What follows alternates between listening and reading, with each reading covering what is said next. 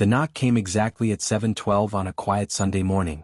Amanda looked up from the kitchen sink, drying her hands on a towel.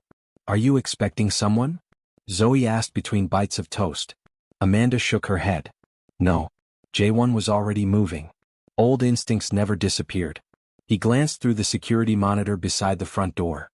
The porch was empty. Only a small brown package rested against the welcome mat. "No courier?" Amanda asked. He left before the camera caught him. Jae-won opened the door slowly, scanning the street. Children rode bicycles at the end of the block. A woman walked her dog. Nothing looked unusual. That bothered him the most. He picked up the package. It felt surprisingly light. "No return address," he murmured. Amanda frowned. "Maybe it's for the community center." Jae-won didn't answer. Something about the package made the back of his neck tighten. "Before we continue, where are you watching from today? Let me know in the comments. It's always amazing to see how these stories bring people together from around the world." He carried the package inside and placed it on the dining table. Zoe reached for it. Jae-won gently stopped her. "Let me." He carefully opened the wrapping with a kitchen knife. Inside was a weathered envelope. And beneath it, an old photograph. Amanda picked it up. Her breath caught instantly. "No." 3 people smiled into the camera. A young Korean woman. A black couple. Behind them stood a small wooden church. Amanda's fingers trembled. "Those are my parents." Jae-won's heartbeat slowed. The Korean woman beside them was his mother. Neither spoke. Neither moved. The silence felt heavier than any gunshot. Amanda turned the photograph over. Someone had written in faded blue ink. "Cho didn't kill her. He only obeyed orders." Below it was another sentence. "Find the Phoenix Ledger before they do." Jae-won stared at the words. His face lost all color. "The Phoenix Ledger." Amanda looked at him. "You've heard of it?" He answered almost in a whisper. "I thought it was a myth." Less than 10 minutes later, Han Dae-sik arrived. He studied the photograph without saying a word. Finally he looked up. "I buried every file connected to this name." Amanda frowned. "What name?" Han hesitated. "The Phoenix Circle." The room became still. "I was 19 when I first heard it." Jae-won folded his arms. "My father never mentioned them. He wasn't allowed." "What are they?" Han swallowed. "The people your father feared." Amanda blinked. "You mean someone more powerful than Chairman Cho?" Han nodded. "Much more powerful." He explained slowly. "Long before the Kang organization existed, a hidden alliance controlled politicians, corporations, intelligence agencies, and criminal syndicates across several continents. They never appeared in newspapers. Never claimed responsibility. Never left witnesses. Families like the Kangs were useful. Replaceable. Chairman Cho had only been one of their regional commanders. Nothing more." Amanda felt cold. "So Cho wasn't the real enemy?" "No." Han looked directly at Jae-won. "He answered to someone else." Jae-won walked to the window. Outside, children from the neighborhood laughed while riding scooters past the community center. Normal life. Exactly what he had fought to protect. He refused to let darkness return. "We burned the photograph." Amanda turned sharply. "What? If nobody knows it exists?" "They already know." She held up the envelope. "They sent it." Jae-won closed his eyes. She was right. A folded sheet of paper slipped from inside the envelope. Amanda opened it carefully. There were only 6 words. "Trust no one wearing the Phoenix ring." Underneath, a simple address. An abandoned train station on the outskirts of the city. "Tonight, 8:30 p.m. No signature." "I'll go alone," Jae-won said. Amanda immediately shook her head. "No. It's too dangerous. So is keeping me in the dark." "I'm not losing you." She stepped closer. "You don't get to make that decision by yourself anymore." For several seconds they simply looked at one another. Then Zoe quietly spoke. "She's right." Jae-won looked toward her. "You promised we were partners now." Amanda reached for his hand. "You spent years protecting me." She squeezed gently. "Now let me protect you too." A faint smile crossed his face. "I was afraid you'd say that." Across the city, inside a dimly lit warehouse, an elderly man watched security footage from Amanda's front porch. He smiled as Jae-won held the photograph. "So, they've opened the package." A younger woman beside him nodded. "Exactly as planned." "And the messenger?" "Dead." "No witnesses?" "None." The old man folded his hands. Kang Jae-won believes Chairman Cho was his greatest enemy. He chuckled softly.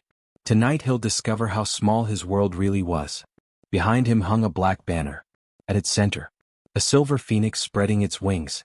At precisely 8:17 p.m., Amanda, Jae-won, and Han drove toward the abandoned train station.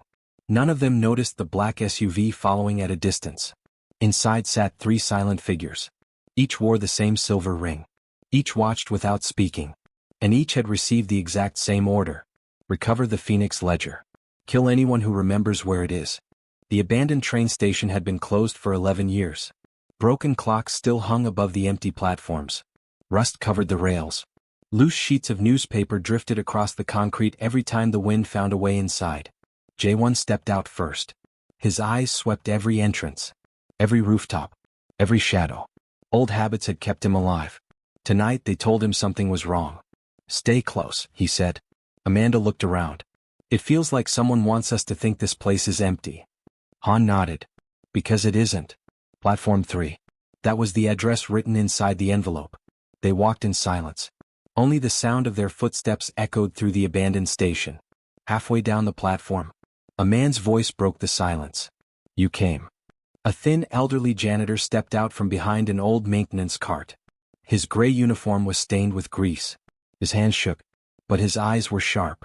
Jae-won didn't lower his guard. You sent the package? The old man nodded. My name doesn't matter. Who are you? I was your mother's accountant. Amanda exchanged a glance with Han. The man slowly reached into his coat. Jae-won's hand immediately moved toward the pistol hidden beneath his jacket. The old man smiled sadly. If I wanted you dead, you wouldn't have made it this far. Instead of a weapon, he pulled out a small brass key. It couldn't have been more than 2 inches long. He held it toward Amanda. This belongs to your family. Amanda hesitated. What does it open? I never knew. Then why protect it? Because your father died protecting it.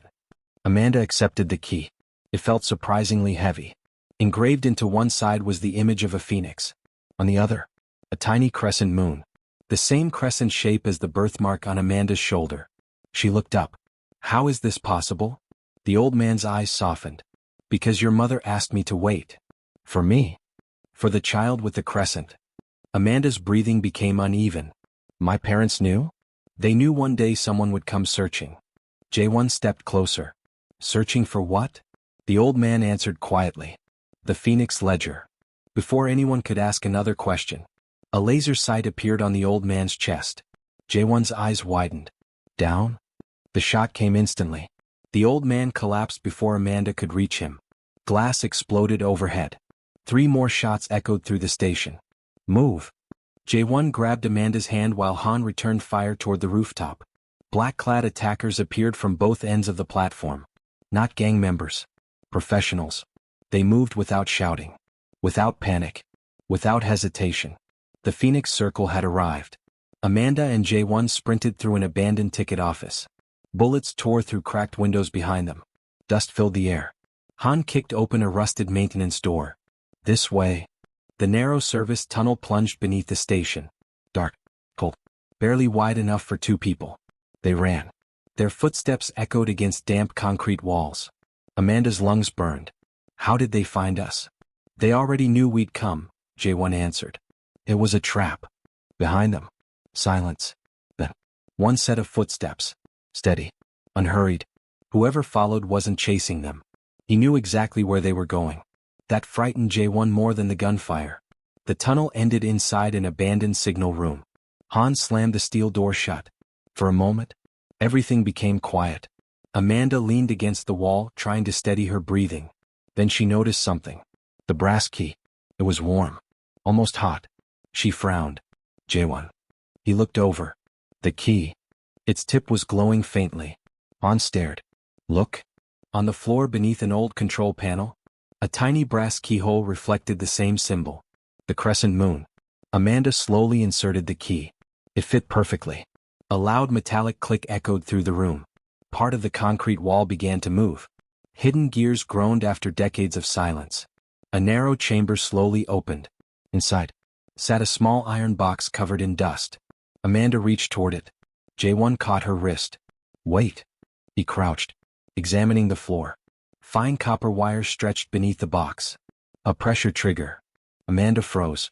A bomb? Probably. Han smiled faintly. Still as careful as your father. Jae-won looked up. You knew him. Han nodded. He taught me something years ago. Han removed a simple coin from his pocket. He slid it carefully beneath one side of the pressure plate. The mechanism stopped moving. Then he gently lifted the box free. Nothing exploded. Amanda let out the breath she'd been holding.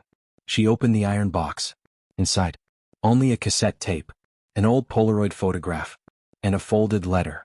No ledger? Jae-won frowned. Amanda unfolded the letter. It contained only one sentence. If you're reading this, you're already too late. Below it, another line. The ledger was never a book. Silence. Amanda looked up slowly. If it isn't a book, what is it? Han whispered. Suddenly, the station lights flickered on. Every one of them. The loudspeakers crackled to life. A calm voice echoed through the empty tunnels. Good evening, Kang Jae-won. Amanda's blood ran cold. You've spent your entire life searching for the wrong enemy. The voice continued. Thank you for finding the key. You've just opened the final door for us. Jae-won's face hardened. Who are you? A soft chuckle answered.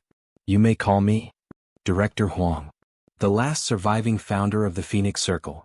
The speakers fell silent. Then the countdown began. 5 minutes until detonation. Red emergency lights flooded the tunnels. Han looked toward the ceiling. They've wired the entire station. Jae-won grabbed Amanda's hand. Run. Far above them. Hidden cameras watched every movement. Director Huang smiled from a distant control room. They've finally found the truth. He leaned back in his chair. Now let's see if they survive it. The countdown echoed through the station. 4 minutes, 43 seconds. Red emergency lights flashed across the tunnel walls. Amanda clutched the iron box against her chest. Which way? Han pointed toward a narrow maintenance passage. It leads to the old freight exit. Jae-won didn't move. Something felt wrong. Director Huang had wanted them to find the box. He had wanted them to hear the message. That meant the explosion wasn't meant to destroy the evidence. It was meant to destroy them. Wait. Amanda looked back. What?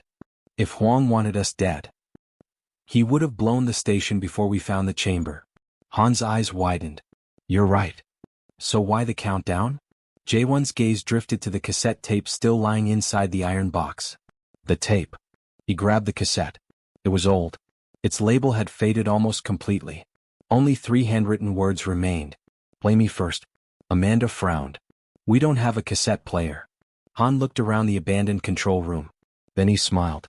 Actually, he crossed to a dusty communications cabinet. After forcing open the rusted door, he revealed an ancient railway recording system. It still has power.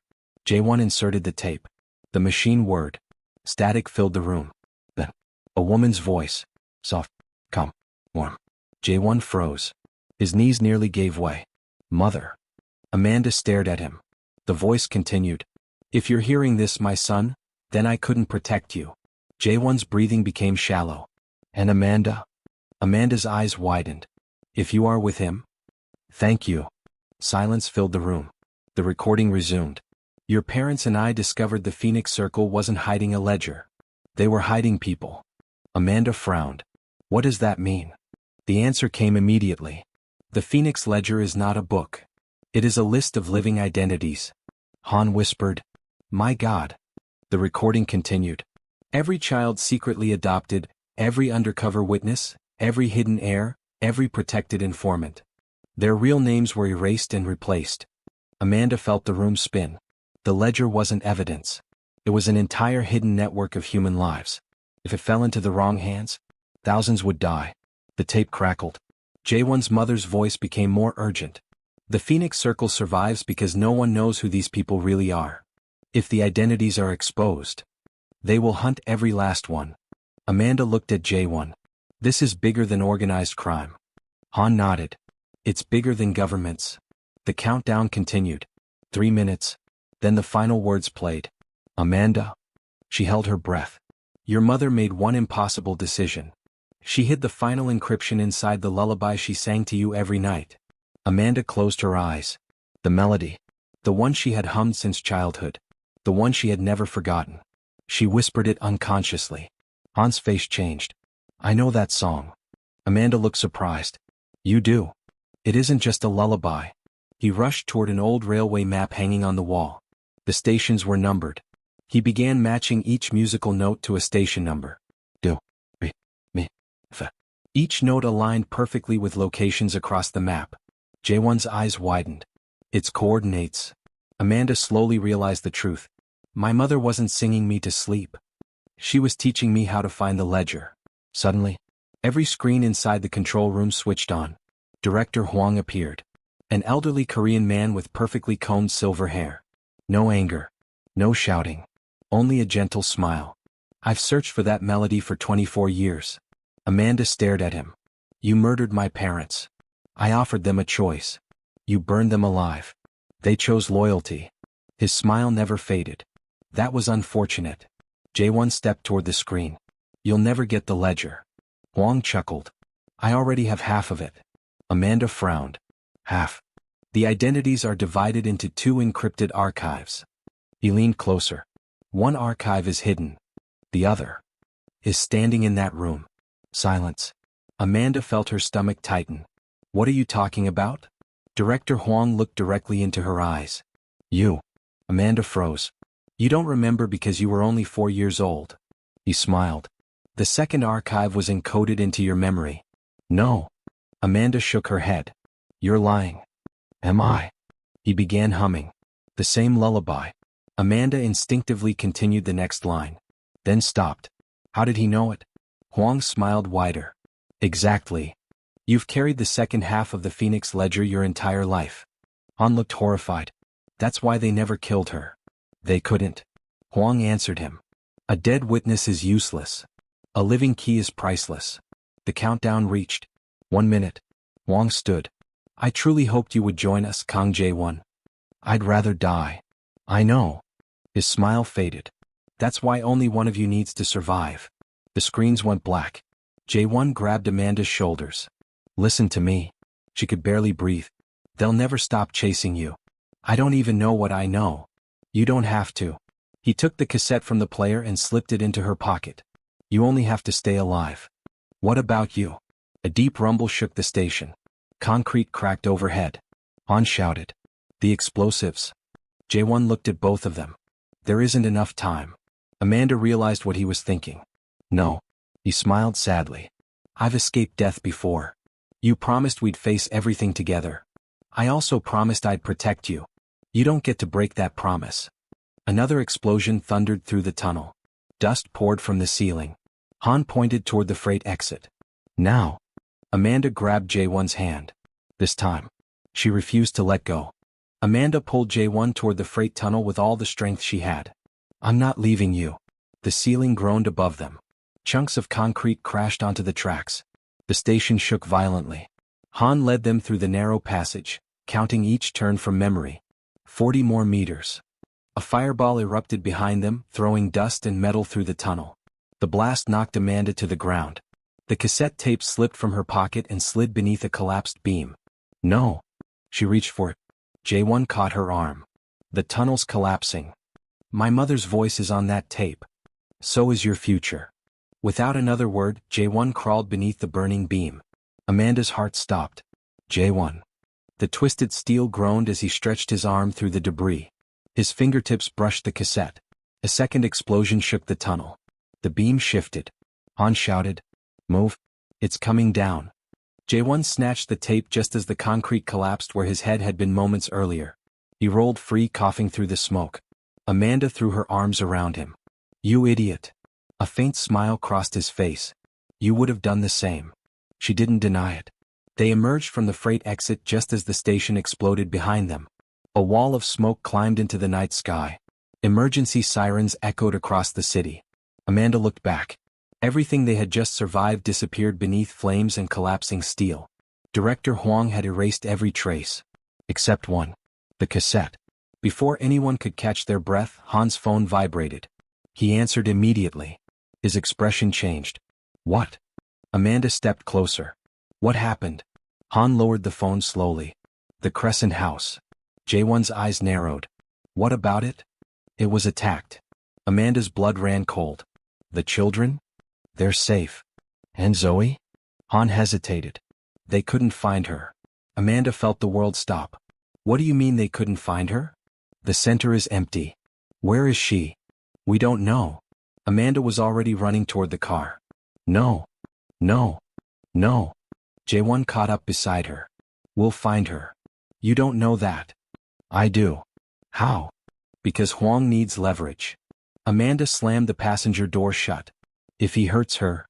Jae-won's voice became ice. He won't get the chance. 23 minutes later, the community center stood surrounded by police tape. Firefighters searched the damaged building. Windows had been shattered. Furniture overturned.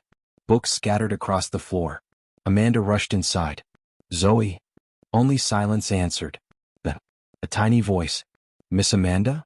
One of the children stepped out from beneath a table. His hands were shaking.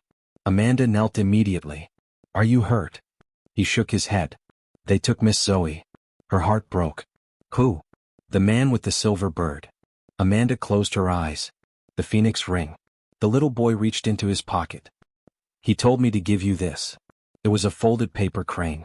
Amanda unfolded it carefully. Inside was another message. Sing the lullaby. Come alone. Midnight. St. Gabriel's Church. At the bottom, one sentence. Bring the cassette. Jae-won took the note. You're not going. Amanda looked directly at him. I have to. It's a trap. I know. They'll kill you. Maybe. His jaw tightened. I'm not letting that happen. Amanda stepped closer. For years, you've decided what risks to take for me. This time, it's my choice. Neither spoke. Han quietly watched them. Then he reached into his coat. I've kept something hidden. He placed a small velvet pouch on the table. Inside was an old silver ring. Unlike the others, its phoenix wings pointed downward. Amanda frowned. What is this? Han smiled sadly. My resignation. Jae-won looked confused. Han continued. I wasn't just your father's advisor. I was once a member of the Phoenix Circle. Silence. Amanda stepped back. You. I infiltrated them after your parents disappeared. Jae-won's face hardened. You never told me. If I had, you would have spent your life hunting ghosts. Han removed the ring completely. This is the founder's seal. Amanda looked closely. Tiny words were engraved inside. Truth costs everything. Han closed Amanda's hand around it. Hwang will recognize it. You'll get close. And then? Han met Jae-won's eyes. You'll do what your father never could. Jae-won looked at Han for a long moment. You've been carrying this alone for 30 years. Han smiled. So have you. Midnight approached. St. Gabriel's Church stood exactly as it had 24 years earlier. The same stone walls. The same wooden doors. The same weathered cross above the entrance. Amanda stood outside holding the cassette. Jae-won adjusted the small communication earpiece beneath her hair. I'll be inside before you. She shook her head. He'll expect that. I don't care. I do. She touched his face gently. If something happens. He interrupted. Don't. I need you to hear me. I already know. She smiled through tears. I love you. For the first time. Jae-won said the words he had buried his entire life. I love you too. No fear. No hesitation. Just truth. Amanda kissed him softly. Then turned toward the church. As the heavy wooden doors slowly opened, a familiar lullaby echoed from somewhere deep inside. Not one voice. Many voices. Children were singing. Amanda froze. Her worst fear had come true. Director Hwang hadn't only taken Zoe. He had taken every child connected to the Crescent House. And somewhere inside that ancient church, they were waiting for her. Amanda stepped into St. Gabriel's Church alone. The massive wooden doors closed behind her with a deep, echoing thud. Rows of candles illuminated the sanctuary. Nearly 30 children from the Crescent House sat quietly in the pews. Among them was Zoe. Her hands were tied, but she was unharmed. Amanda. Zoe tried to stand. A man in a black suit gently pushed her back down. Not violently. Deliberately. Amanda's heart pounded. Director Hwang stood before the altar. His silver hair glowed beneath the candlelight. You came. I told you I would. You brought the cassette? Amanda held it up. I did. Hwang smiled. I knew your parents raised a woman who keeps her promises. Amanda looked around. Let them go. They're innocent. So were your parents. The smile disappeared. You've mistaken me for a monster. Amanda's eyes hardened. You murdered families. I preserved civilization. Silence filled the church. Huang slowly walked toward her. You believe good and evil are simple. They aren't. When governments collapse. Who protects economies? When wars begin. Who decides which cities survive? When presidents fail. Who keeps the world from burning? Amanda answered quietly. People who think they're gods. Hidden beneath the church balcony, Jae-won watched through a narrow opening. An earpiece crackled softly. Han whispered, there are 16 armed guards. I see them. No sign they've found you. Good. Jae-won noticed something else. Every guard wore a silver phoenix ring. Except one. A woman near the choir. Her ring was black. Han became silent. Then he whispered, found her. Huang extended his hand. The cassette. Amanda handed it over. He nodded to one of his men. The tape was inserted into an old recorder beside the altar. The lullaby began playing once again. But this time, something changed. Hidden beneath the melody, a series of faint clicking sounds. Not random. Intentional. Amanda recognized them immediately. Morse code. Huang smiled. Exactly. The lullaby had never contained the encryption. The pauses between the notes did. Amanda's mother had hidden an entire message beneath the song. A projector suddenly illuminated the church wall. Letters appeared one by one as the code was decoded. Coordinates, account numbers, names, hundreds of names, thousands. Han gasped through the earpiece. It's real. The Phoenix Ledger wasn't a book. It was an encrypted network of identities, financial routes, and safe houses protecting witnesses, undercover agents, rescued children, and whistleblowers from across the world. Amanda understood. If this becomes public. Huang nodded. Every protected family dies. Jae-won finally saw Huang's true plan. You were never trying to recover the ledger. Han answered instantly. No. You wanted Amanda to unlock it. Jae-won's heart sank. They've already won. Huang lifted a small flash drive. The entire archive. He smiled. 24 years of waiting. Amanda stared at the children. You promised to release them. I did. He turned toward his guards. Open the doors. Amanda blinked. The guards obeyed. The children looked confused. Huang smiled warmly. They're free. Amanda frowned. What are you doing? I've never broken a promise. The children slowly walked toward the exits. Zoe hesitated. Amanda? Go. I won't leave you. You have to. Tears streamed down Zoe's face as one of the older children gently led her outside. Within moments, only Amanda and Huang remained near the altar. Then Huang quietly said, there's one last thing your parents never told you. Amanda looked up. They weren't protecting the ledger. They were protecting me. Silence. Amanda felt her pulse race. What? Huang's eyes softened for the first time. I was once one of the good men. He looked toward the stained glass window. I created the witness network. I saved thousands. What changed? My own family. His voice cracked. The governments I trusted traded them for political favors. They all died. Amanda remained silent. I buried justice that day. And built control instead. He looked back at her. I became the very thing I once fought. A single tear rolled down Huang's face. I wanted you to understand before this ended. Amanda whispered. You still have a choice. He smiled sadly. So do you. He placed the flash drive in her hand. Destroy it. Amanda stared at him. What? If the ledger survives? People will spend centuries killing for it. If it's destroyed, those families remain hidden forever. Amanda looked at the tiny device. So much truth. So much danger. Suddenly, a gunshot shattered the silence. Not from Huang. From the balcony. The woman wearing the black phoenix ring lowered her pistol. The bullet struck Huang in the chest. Amanda screamed. Jae-won leapt from the balcony. The remaining guards reached for their weapons. Chaos erupted. The woman calmly spoke. The founders thank you for your service. You become sentimental. She aimed at Amanda. You, however, remember too much. Jae-won tackled Amanda as another shot echoed through the church. The final battle had begun. The second shot shattered the stained glass window. Colored fragments rained across the church floor. Jae-won covered Amanda with his body as the bullet struck the stone altar behind them. The woman with the black phoenix ring remained perfectly calm. She wasn't rushing. She wasn't afraid. She believed she had already won. You should have stayed a criminal, Kang Jae-won, she said. Redemption makes people predictable. Jae-won slowly stood. No. It makes them willing to die for the right reason. The woman smiled. I was hoping you'd say that. She fired again. This time Jae-won moved first. He overturned a heavy wooden pew, sending it sliding across the marble floor. The impact knocked two armed guards off balance. Amanda grabbed Zoe's abandoned backpack from the aisle and crawled behind the fallen pew. Inside, she found the small digital recorder Zoe always carried to interview elderly visitors at the Crescent House for their history project. An idea flashed through her mind.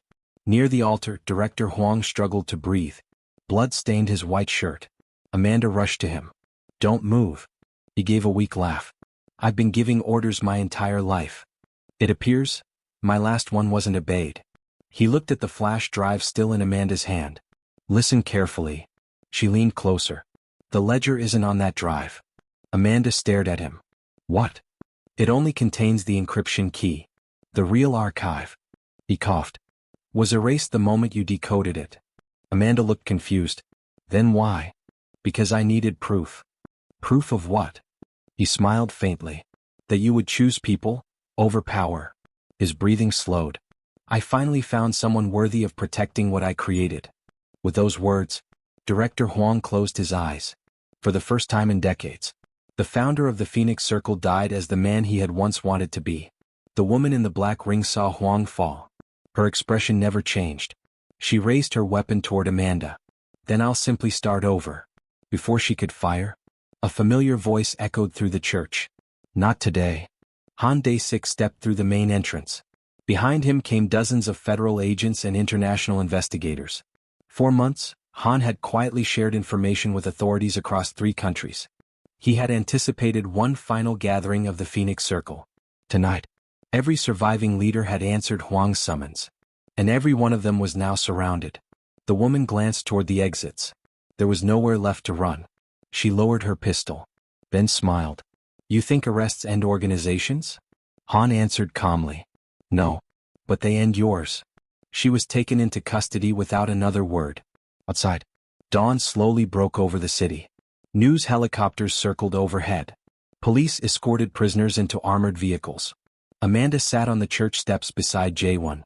Neither spoke for a long time. Finally she reached into her pocket. The small wooden cross from childhood. The one that had survived the fire. The one Jae-won had rescued from the collapsing station. She placed it in his palm. You've carried this long enough. He looked at it quietly. I thought it reminded me of everything I'd lost. What does it remind you of now? He smiled. Everything I found. 9 months later, the Crescent House had grown.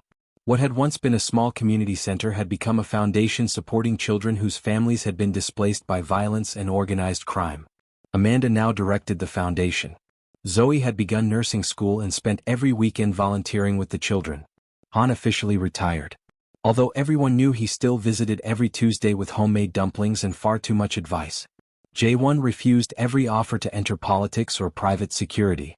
Instead, he became the maintenance manager at the Crescent House. The children loved him. Mostly because he always pretended not to notice when they tracked muddy footprints across the freshly cleaned floors. One sunny afternoon, a little boy wandered into Jae-won's workshop carrying a broken wooden toy airplane. Can you fix it? Jae-won smiled. I can try. The boy watched him carefully. Were you really a bad guy? Amanda, standing nearby, froze. Jae-won looked at the toy in his hands. Then back at the child. I made many bad decisions. The boy nodded thoughtfully. My teacher says people can change. Jae-won handed back the repaired airplane. Your teacher is very wise. The little boy grinned and ran outside. Amanda walked over. You answered that better than I would have. He shrugged. I finally stopped trying to erase my past. She slipped her hand into his. You don't have to. Later that evening, the community gathered for a simple outdoor dinner. Children laughed. Neighbors shared food. Zoe insisted everyone try her homemade cornbread. Mrs. Evelyn Brooks smiled proudly from the serving table. The meal wasn't expensive. It wasn't grand. But it was exactly the kind of ordinary life Amanda had once prayed for. Jae-won looked around at the people filling the courtyard. This, he whispered, is the richest I've ever been. Amanda rested her head against his shoulder. Neither empire, nor fortune, nor fear, could ever equal the peace they had found together. As the sun disappeared beyond the trees, Amanda noticed a small girl sitting alone near the garden gate. She seemed frightened. Amanda walked over. "Are you lost?" The child nodded. "My mommy said someone here helps people." Amanda smiled warmly and held out her hand. "You've come to the right place." The little girl took it without hesitation. Jae-won watched from across the courtyard. The image stopped him in his tracks. A frightened child. A kind stranger. One small act of compassion. Just like the day two children had met outside a little church decades earlier. History hadn't repeated itself. It had healed. Amanda looked back at him and smiled. This time, neither of them needed rescuing. They had become the people they once spent their lives searching for. The end. What did this story teach you about redemption, truth, and the courage to choose compassion over power? Share your thoughts in the comments, and subscribe for more unforgettable Afro-Korean cinematic stories where love, sacrifice, and hope triumph over even the darkest past.